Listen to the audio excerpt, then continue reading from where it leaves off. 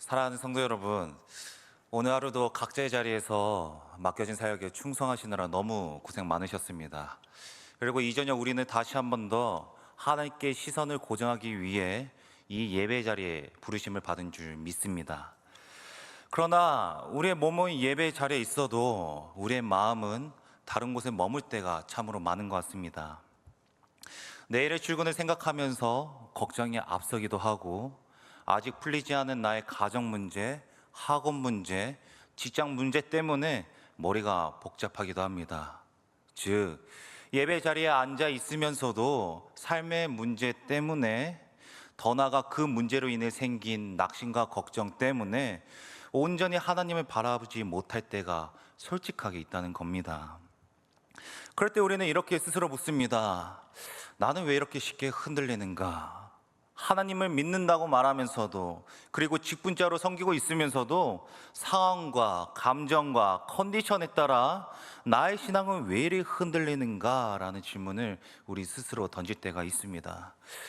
그런데요, 성도 여러분, 오늘 본문 속 엘리야도 그랬습니다.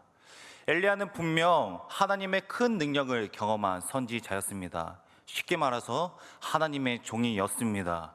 그런데 그가 두려움에 사로잡히자마자 어떤 선택을 했냐면 광야로 도망쳤고 심지어는 동굴 속으로 숨습니다. 하나님의 종이 하나님을 찾지 않고 도망친 것입니다. 그런데 이때 하나님께서 숨은 엘리야를 찾아와 주십니다. 그리고 딱 세 가지 행동을 하나님께서 엘리야에게 행하시는데, 첫 번째 엘리야를 찾아오시고, 두 번째 엘리야를 위로하시고, 마지막으로 세 번째 엘리야를 다시 종으로 세워주십니다.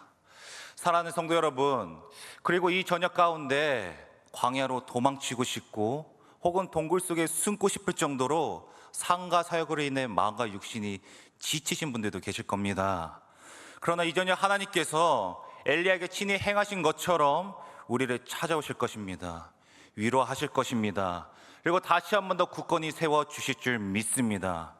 우리 함께 이 소망을 가지고 믿음으로 말씀을 붙들면서 하나님의 말씀을 기쁨으로 함께 살펴보도록 하겠습니다. 먼저 오늘 본문을 보시면은 엘리야의 모습은 갈멜산에서 하나님을 부를 경험했다라는 것을 우리가 알 수가 있습니다. 수많은 백성들 앞에서 하나님의 살아계심을 담대히 선포했고, 백성들의 끝까지 붙잡고 있었던 우상 숭배를 완전히 무너뜨린 믿음의 사람이 바로 선지자 엘리야였습니다. 그러나 그 큰 승리 바로 뒤에 엘리야는 한 가지 이야기를 듣게 되는데요. 그 이야기가 오늘 본문 말씀 전에 등장하는 열왕기상 19장 1절과 2절 말씀에 등장합니다. 엘리야가 어떤 이야기를 들었는지 열왕기상 19장 1절과 2절 말씀을 제가 천천히 봉독하겠습니다.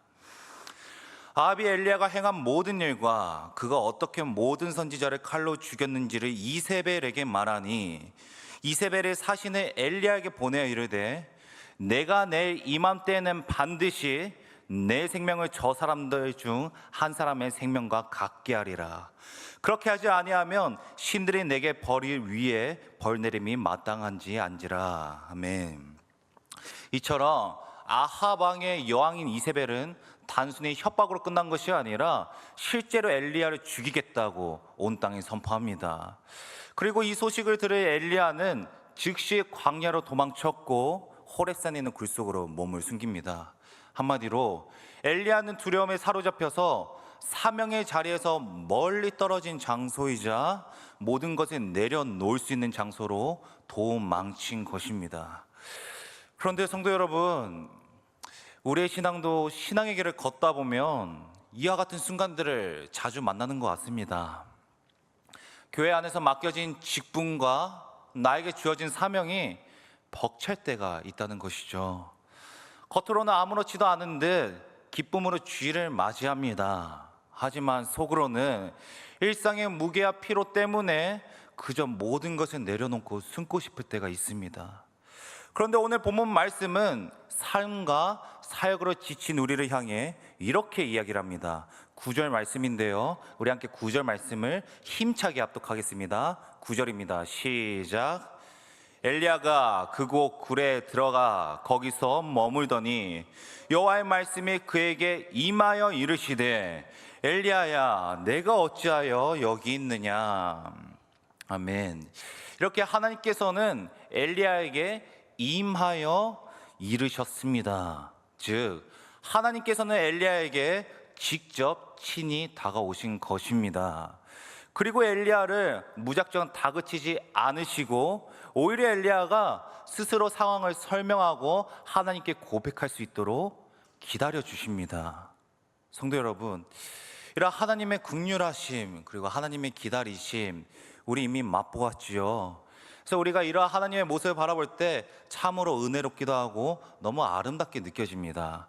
이제 엘리야는 그 하나님의 음성을, 그 하나님의 긍휼하심을 붙잡기만 하면 됩니다. 그냥 하나님께 나아가서 하나님 제가 겁을 좀 먹었습니다. 그러나 이 시간 당신께서 나를 찾아주셨으니 제가 다시 한 번 더 당신을 바라보겠습니다 라고 회개만 하면 됩니다. 그러나 엘리야는 하나님의 은혜를 어떻게 받아들이고 있습니까? 내칩니다. 하나님의 은혜를 거부합니다. 그리고 하나님께 오히려 이렇게 반문하고 있습니다. 풍성한 이해를 위해서 제가 세번역 성경으로 10절 말씀을 천천히 봉독하겠습니다. 엘리야가 대답하였다. 나는 이제까지 주 만군의 하나님만 열정적으로 섬겼습니다. 그러나 이스라엘 자손은 주님과 맺은 언약을 버리고 주님의 제단을 헐었으며 주님의 예언자들을 칼로 쳐서 죽였습니다. 이제 나만 홀로 남아있는데 그들은 내 목숨까지도 내 목숨마저도 없애려고 나를 찾고 있습니다. 한마디로 엘리야는 하나님께 따지는 겁니다. 읍을 짓는 것이죠. 하나님, 제가 당신의 종으로서 이 일도 했고 저 일도 했습니다. 아니, 하나님 당신께서 행하라고 하신 모든 일들을 내가 겸손함으로써 다 순종했습니다. 그런데 어떻게 나를 이렇게 죽도록 가만히 두시는 겁니까? 하나님, 이게 맞습니까? 라면서 하나님께 반문하고 따지는 겁니다. 성도 여러분, 이런 엘리야의 모습이 어떻게 느껴지십니까? 어떻게 느껴지시나요?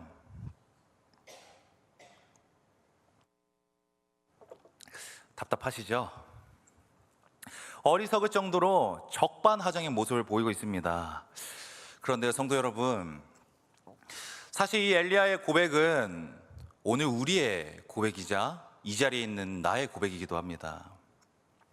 하나님, 저는 주님의 부르심을 믿기에 안내로, 구역장으로, 권찰로, 식탁 봉사로, 차량으로, 교사로 순종하며 섬겨왔습니다.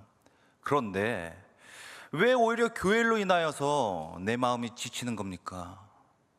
내가 아버지 당신을 섬기고 있는데 왜 오히려 교회로 인하여서 내가 힘들고 시험에 드는 겁니까? 하나님께서 부르셨으면, 하나님께서 선택하셨으면 적어도 내가 교회가 사역으로 인해서는 지치면 안 되는 거 아닙니까? 하나님, 이게 맞습니까? 이렇게 혹시 하나님께 물어본 적 없으십니까? 하지만 엘리야의 진짜 문제는 상황 자체가 아니었습니다. 엘리야의 진짜 문제는 상황을 바라보는 그의 시선이 진짜 문제였습니다. 한번 생각해 보겠습니다. 엘리야는 갈멜산에서 바알 선지자 450명과 아세라 선지자 400명, 무려 850명의 거짓 선지자들과 맞서 싸운 사람입니다. 사람의 힘으로는 도저히 이길 수 없는 싸움이었습니다. 하지만 그 순간 하나님께서는 엘리야를 위해 직접 불러 일하셨습니다. 그리고 엘리야는 승리하게 되죠. 성도 여러분, 이게 무슨 뜻입니까? 엘리야는 하나님의 전능하심과 도우심을 이미 경험했다는 것입니다. 그런데 지금 그 엘리야가 겨우 한 여자의 이야기에 사로잡혀서 하나님의 전능하심과 역사하심과 보호하심은 모두 다 잊어버리고 눈앞의 두려움에 사로잡혀서 자신을 보호하고 이끄신 하나님께 오히려 적반하장으로 따지고 있지 않습니까? 그런데요, 하나님의 말씀은 이전에 우리를 향해 이렇게 선포하고 있습니다. 우리 함께 시편 121편 1절과 2절 말씀을 합독하도록 하겠습니다. 앞에 보이시죠? 우리 함께 합독하겠습니다. 시작.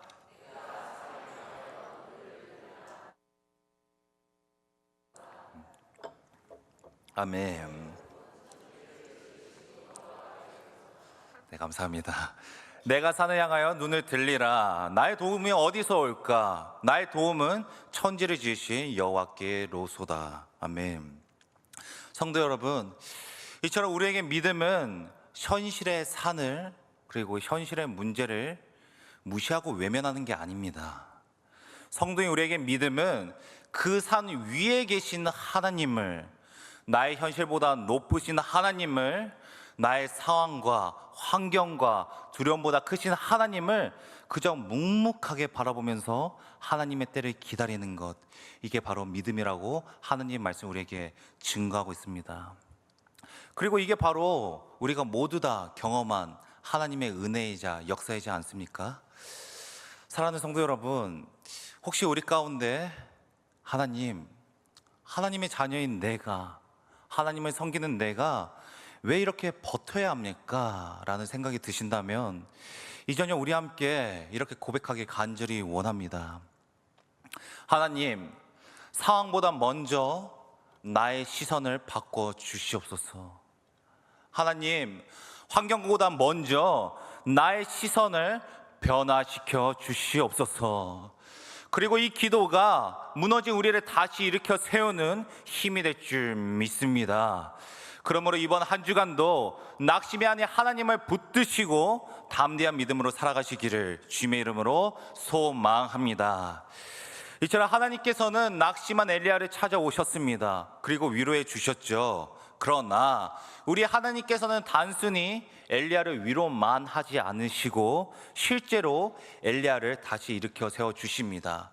그 모습이 오늘 본문 11절 상반절에 분명하게 증거되고 있습니다. 11절 상반절 말씀 제가 봉독하겠습니다. 여호와께서 이르시되 너는 나가서 여호와 앞에서 산에 서라 하시더니, 너는 이르시되 너는 나가서 여호와 앞에서 산에 서라. 굴 안에 숨어있던 엘리야를 하나님께서 직접 부르고 계십니다. 낙심한 종을 불러주시는 하나님의 은혜이지요. 그런데 그 자리에서 놀라운 한 가지 일이 벌어집니다. 크고 강한 바람이 산을 가르고 바위를 부수며 지나갑니다. 이어서 땅을 흔드는 큰 지진이 일어나고 그 자리에 맹렬한 불길이 휩쓸고 지나갑니다. 아마 이때 엘리야의 마음속으로 이렇게 생각하지 않았을까 상상이 되어집니다. 와, 하나님께서 불로 승리케 하신 것처럼 이 자리에 다시 한 번 더 불로써 나를 찾아와 주시는구나. 하나님께서 놀라운 역사를 통해서 나를 승리케 하신 것처럼 이번에도 인간의 상상과 한계를 뛰어넘는 놀라운 역사로서 다시 한 번 더 나를 붙잡아 주시는구나 라고 엘리야는 생각했을 겁니다. 그런데요, 이어지는 12절 말씀을 보시면 이렇게 이야기를 합니다. 12절 말씀입니다. 또 지진 후에 불이 있으나 불 가운데에도 여호와께서 계시지 아니하더니 불 후에 세미한 소리가 있는지라. 여기서 우리는 매우 중요한 한 가지 메시지를 발견할 수가 있습니다. 앞서 엘리야가 생각한 것처럼 하나님께서는 불을 통하여서 자신의 능력을 드러내셨었습니다. 또한 수백 명의 거짓 선지자들을 무너뜨리실 때에는 불과 같은 능력으로, 불과 같은 큰 능력과 역사심으로 모든 선지자들을 물리치셨습니다. 그러나 지금 이 말씀을 살펴보면은 낙심하여 숨은 엘리야에게는 전혀 다른 방식으로 다가오시는데요, 화려한 기적이나 큰 사건이 아니라 상한 마음을 따뜻하게 어루어 만져주시는 세미한 소리로서 조용한 음성으로 하나님께서 다가오시고 계십니다. 이렇게 우리 하나님은 크고 놀랍게도 일하시지만 남들이 모르는 고요함 속에서도 동일하게 일하시는 분임을 오늘 말씀은 증언하고 있는 것이죠. 그런데 문제는 우리가 하나님의 도우심을 간구할 때에는 세미한 속삭임보다 눈에 보이는 큰 기적만을 기대할 때가 많다는 것입니다. 기도하면 바로 문제가 해결되고 병이 즉시 낫고 억울한 상황이 곧장 뒤집혀지고 삶의 환경이 한순간에 확 바뀌는 영화 드라마 같은 하나님만을 구할 때가 많다는 것이죠. 그렇다 보니 우리의 문제가 해결되지 않고 상황이 진전되지 않을 때 우리는 하나님께서 응답하시기에는 아직 내 기도가 부족한가? 나의 간절함이 부족한가? 라고 생각하기도 하고, 변하지 않는 현실을 바라보면 무엇이 늘어납니까? 한숨만 늘어납니다. 물론 이렇게 생각할 수도 있습니다. 기도가 부족할 수도 있겠죠. 기도는 많이 하면 좋습니다. 그리고 왜 응답이 안 되는지 이 자리에 있는 우리 모두는 이해할 수가 없습니다. 그러나 한 가지 분명한 것은 이 저녁 우리를 부르신 하나님께서는 침묵 가운데서도, 침묵 속에서도 응답하신다는 것입니다. 우리가 느끼지 못할 뿐 낮이나 밤이나 어제나 오늘이나 하나님의 손길은 쉼없이 우리의 인생을 이끌어가고 계신다는 것이 이 저녁 우리에게 주신 하나님의 말씀인 것이죠. 성도 여러분, 그렇다면 우리는 말 그대로 이렇게까지 일하시는 하나님 앞에서 무엇을 해야겠습니까? 이렇게까지 인간의 한계와 상상을 뛰어넘을 정도로 역사하시는 하나님 앞에서 하나님의 백성이 우리는 무엇으로 나아가야겠습니까? 이사야 55장 3절 상반절이 이에 대해서 아주 명확하게 우리에게 해답을 줍니다. 제가 천천히 봉독하겠습니다. 너희는 귀를 기울이고 내게로 나와 들으라. 그러면 너의 영혼이 살리라. 귀를 기울이고 내게 나와서 들으라. 그렇습니다. 우리는 하나님의 음성을 들어야 합니다.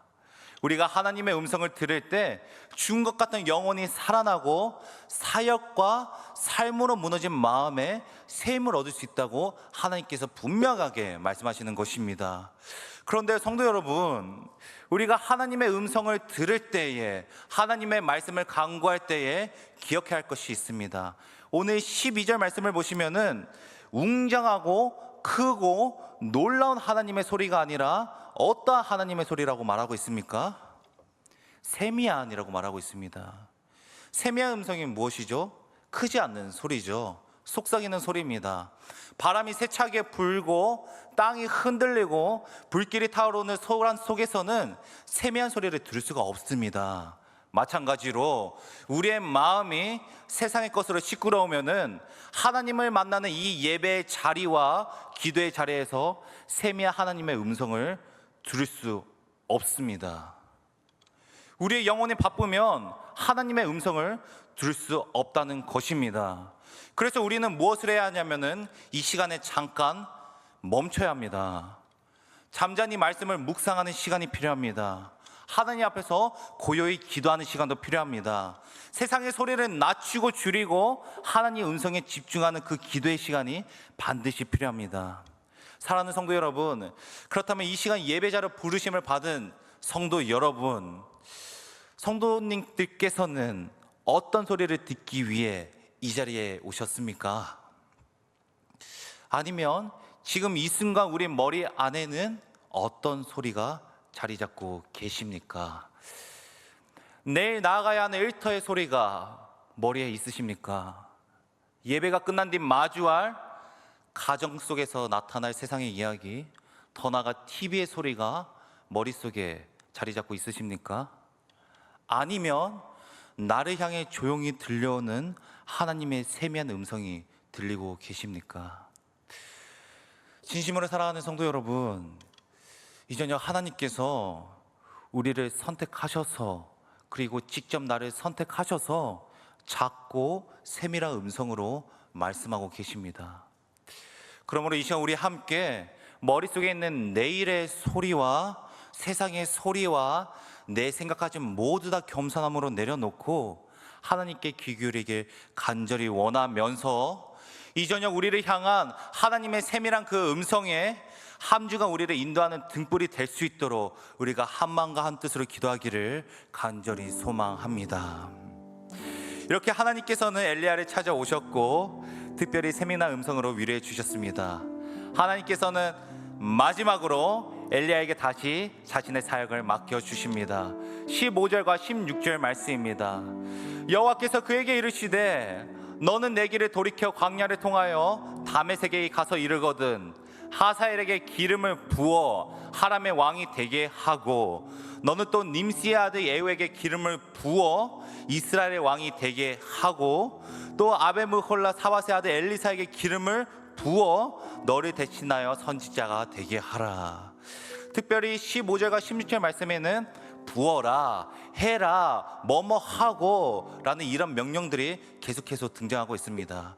그렇기 때문에 언뜻 보면은 하나님의 명령과 지시처럼 보이기도 하죠.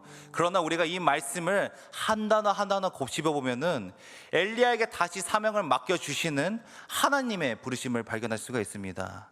그리고 이 가운데 우리가 이 저녁 주목해야 할 한 가지 사실은 10절 속 엘리야가 하나님께 반문했던 아버지 하나님 여호와께서, 하나님 여호와 오직 나만 남았습니다 라는 이 어리석은 반문에도 하나님께서 응답을 해 주셨다는 겁니다. 즉 하나님께서는 엘리야에게 사명을 주신과 동시에 이미 예후와 하사엘을 동역자로 준비해 두셨고, 심지어 하나님께서는 엘리야의 후계자인 누구까지 준비하십니까? 엘리사까지 미리 예배해 주십니다.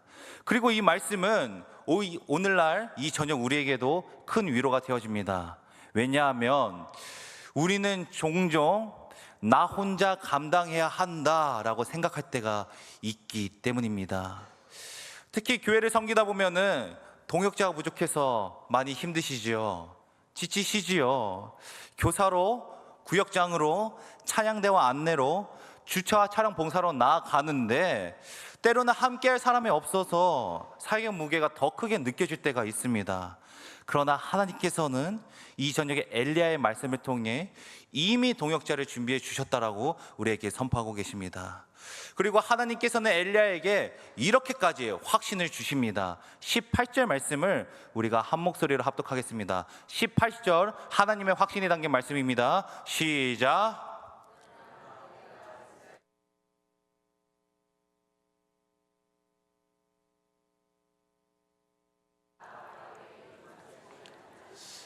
아멘. 하나님께서는 엘리야에게 이렇게까지 확답해 주십니다. 그러나 내가 이스라엘 가운데 7,000명은 남길 거야. 다 바알에게 무릎 꿇지 아니한 사람들이고, 그리고 다 바알에게 입 맞추지 아니한 사람들을 너를 위해 7,000명은 내가 준비해 둘 거야 라고 이렇게 확신까지 주십니다. 두려움에 도망친 엘리야는 혼자 남았다고 생각했습니다. 그런데 이미 또 다른 7,000명의 동역자를 하나님께서 예배해 두신 것이죠. 마찬가지로 우리도 혼자인 것 같아도 지금 주위를 보시면은, 이 예배당을 보시면은 혼자가 아닙니다. 하나님께서 7,000명의 바알에게 무릎 꿇지 아니한 자, 바알에게 입 맞추지 아니한 자를 보내주신 것처럼 하나님께서는 이 저녁 우리에게, 그리고 이 저녁 나에게 누구를 보내주셨냐면 세상에 무릎 꿇지 않는 갈릴리 교회 성도님들을 보내주셨고, 세상에 입 맞추지 않고 이 자리에 예배자로 나와 있는 갈릴리 교회 성도님들을 이미 나의 동역자로 예배해 주신 줄 믿습니다. 사랑하는 성도 여러분, 이 일은 나 혼자 감당해야 된다, 이 부서, 이 사역 내가 혼자 감당해야 한다라는 이러한 생각 때문에 우리는 점점 지칠 수도 있습니다. 우리의 사명이 점점 짐처럼 느껴질 때도 있고, 구체적으로 지금 우리 눈앞에 왔던 이 행복 축제가 이걸 어떻게 준비해야 되나, 내가 누구를 태신자로 붙잡고 어떻게 기도하고 이 사람을 어떻게 교회로 초청해야 되나 라는 생각에 막막하실 겁니다. 그러나 이 저녁 하나님께서 에스테바나, 내가 동역자들을 이미 준비했다 라고 엘리야의 말씀을 통해 우리에게 분명하게 선포하셨고, 그리고 우리 눈에, 그리고 이 자리 가운데 갈릴리 성도란 수많은 동역자들을 직접 이 자리에 보내주셨고 우리의 두 눈으로 확인시켜 주셨습니다. 말씀을 맺겠습니다. 이 주일 저녁 하나님께서 예비하신 동역자 여러분, 우리 함께 하나님께서 주신 이 사명을, 하나님께서 주신 이 행복 축제라는 사명을 감사함으로, 기쁨으로, 그리고 그 무엇보다 기도로서 준비하길 간절히 소망합니다. 물론 부담이 되죠. 걱정도 됩니다. 그러나 오늘 말씀 속 엘리야의 상황이 180도 역전된 것처럼 우리의 부담은 감사가 될 것이고 우리의 걱정은 기쁨의 찬양이 될 줄 믿습니다. 그러므로 우리 모두 함께 갈릴리란 이름으로 하나님께서 주신 이 길을 겸손함으로 순종하게 간절히 소망하면서, 특별히 새롭게 시작되는 한 주간도 하나님의 말씀으로 승리하시기를 주님의 이름으로 진심으로 축복합니다.